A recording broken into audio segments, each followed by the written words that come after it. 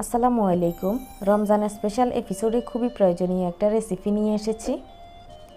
আমাদের বাংলাদেশের খুবই জনপ্রিয় এবং কমন একটি ইফতার হচ্ছে ছোলা বুট, যেটা ছাড়া ইফতারি আইটেম একেবারে অসম্পূর্ণ মনে হয়। প্রতিদিন ছোলা বুট সিদ্ধ করার ঝামেলা এড়াতে পুরো রোজার মাসের জন্য একবারে সিদ্ধ করে কিভাবে সংরক্ষণ করে রাখা যায় সেটি আজকে দেখাবো। আজকে আমি প্রাণ ছোলা বুট সিদ্ধ করব। এখানে আমি 1 কেজি ছোলা বুট নিয়েছি।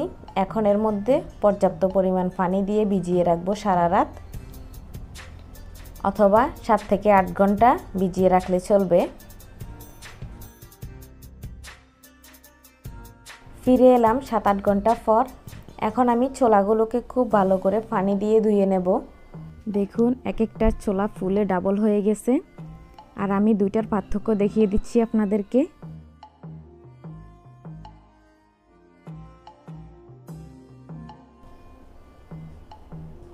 এখন আমি একটা বড় হাঁড়িতে ছোলাগুলো সিদ্ধ করে নেব। ছোলাগুলোর মধ্যে পরিমাণ মতো লবণ দিয়ে দিচ্ছি। এই ছোলাগুলি আমি ফ্রোজেন করব, তারপরও লবণ দিয়ে দিচ্ছি। সিদ্ধ করার সময় না দিলে পরে যখন এগুলো ভাজবো তখন ভিতরে লবণ ঢুকবে না এবং ওই রকম ছোলাগুলো খেতেও ভালো লাগে না। আরও দিয়ে দিচ্ছি হলুদ গুঁড়ো 1 চা চামচ, যেহেতু আমরা এগুলো ফ্রোজেন করে রাখবো। এখন এই ছোলাগুলোকে 30 মিনিটের মতো সিদ্ধ করে নেব। ফিরে আসলাম প্রায় 30 মিনিট পর। দেখে নিচ্ছি ছোলাগুলো সিদ্ধ হয়েছে কিনা। একটা ছোলা এভাবে হাতের মধ্যে নিয়ে আঙ্গুল দিয়ে একটু চাপ দিয়ে দেখলে দেখবেন এটা ভেঙে গেছে। একেবারে নরম করবেন না, একটা হাতে নিয়ে এভাবে টিপ দিলে দেখবেন গলে গেছে। এই পর্যায়ে ছোলাগুলো নামিয়ে নিতে হবে। তো আমি এখানে এরকম ছোট আলু 3-4টা দিয়ে দিলাম। আজকে আমি ছোলা ভাজার জন্য এই আলুগুলো ব্যবহার করব, তাই আমি ছোলার মধ্যে দিয়ে দিয়েছি। তবে ফ্রোজেনগুলোর মধ্যে কিন্তু আমি আলু রাখবো না। এখন এই ছোলাগুলোকে নামিয়ে একটা স্ট্রেনারে পানি জড়িয়ে নিচ্ছি আর অপেক্ষা করছি একেবারে ঠান্ডা হওয়া পর্যন্ত। ছোলাগুলো একদম ঠান্ডা হয়ে গেছে। এখন আমি এগুলোকে ছোট ছোট পলি ব্যাগে অথবা যে কোনো এয়ারটাইট বক্সে ভরে প্রয়োজন মতো ছোলা ঢুকিয়ে নিচ্ছি। এভাবে আলাদা আলাদা করে রেখে দিলে এক একটা করে নামিয়ে ভেজে নেওয়া যায়। আপনারা চাইলে জিপলক ব্যাগেও ভরে রাখতে পারেন।